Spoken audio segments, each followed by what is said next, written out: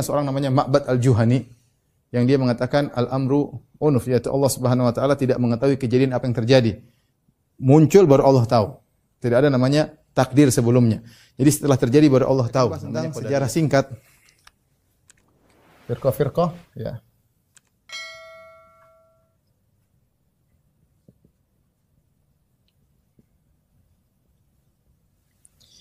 Taib, yang pertama kali muncul di antara firqah-firqah adalah Khawarij. Khawarij kapan muncul? Ketika terjadi perselisihan antara kubu Muawiyah dengan kubu Ali bin Abi Thalib, ya. Tamruku mariqah, kata Nabi, hina furqatin bainal muslimin atau hina furqatin baina ta'ifatain minal muslimin. Muncul Khawarij ketika terjadi perpecahan antara dua kelompok, ya. Taqtuluha awla ta'ifataini bil haqq, ya. Akan diperangi oleh kelompok yang paling mendekati pada kebenaran, itu kelompoknya Ali bin Abi Thalib. Pertama kali muncul Khawarij. Muncul benih-benih Syiah setelah itu, muncul benih-benih Syiah. Kita tahu Syiah di antaranya dibangun oleh namanya Ibnu Saba, ya, atau Abdullah bin Saba, disebutnya Ibnu Sauda, yang dia sudah ada sejak zaman Utsman bin Affan, dan dia termasuk provokator yang menjadikan orang-orang berdemo kepada Utsman, akhirnya membunuh Utsman bin Affan radhiyallahu taala anhu di rumahnya. Setelah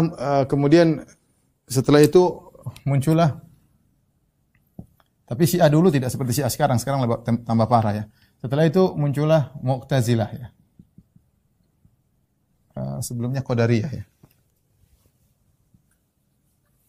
Setelah itu munculnya Qadariyah.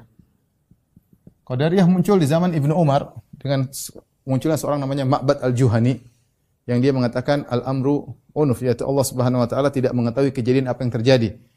Muncul baru Allah tahu. Tidak ada namanya takdir sebelumnya. Jadi setelah terjadi baru Allah tahu, namanya Qadariyah. Baru kemudian yang keempat muncullah Mu'tazilah. Mu'tazilah muncul dari Wasil bin Atha yang dia meninggalkan majelis Hasan al-Basri. Hasan al-Basri ketika berbicara tentang masalah pelaku dosa besar bagaimana nasibnya, maka Hasan al-Basri menyampaikan akidah Ahlussunnah, dia tidak setuju, menurut akalnya tidak benar, maka dia menyempal, dia meninggalkan majelis Hasan al-Basri, maka dikenal dengan Mu'tazilah. Mu'tazilah itu orang yang menyempal. Bahasa Indonesia maknanya adalah yang menyempal dari majelisnya Hasan al-Basri. Kemudian diikuti oleh Amr bin Ubaid. Setelah itu baru muncul tentang penolakan terhadap sifat-sifat Allah. Muncul namanya Ja'ad bin Dirham. Ya, Jahmiyah, ya, kelompok Jahmiyah. Jahmiyah ini dibawa pertama oleh Ja'ad bin Dirham yang dibunuh oleh Khalid Al-Qasri, kemudian diikuti oleh Jahm bin Safwan. Jahm bin Safwan, baru kemudian muncul yang berikutnya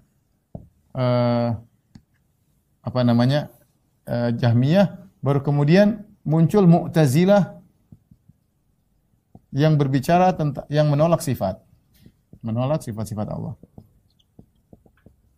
Sebelumnya Mu'tazilah yang mutaqaddimin tidak menolak sifat-sifat Allah, mereka hanya berbicara tentang masalah hukum pelaku dosa besar, tapi kemudian muncullah Mu'tazilah belakangan yang menolak sifat-sifat Allah. Kemudian setelah itu muncullah kelompok namanya Kullabiyah. Kemudian muncullah namanya Asy'ariyah. Kemudian muncullah namanya Maturidiyah. Adapun zaman sekarang tentu banyak sekali kelompok-kelompok Sufiyah dengan berbagai macam aliran dan modelnya. Mudah-mudahan kita dimudahkan untuk bahas satu persatu pemikiran-pemikiran tersebut agar bisa kita jauhi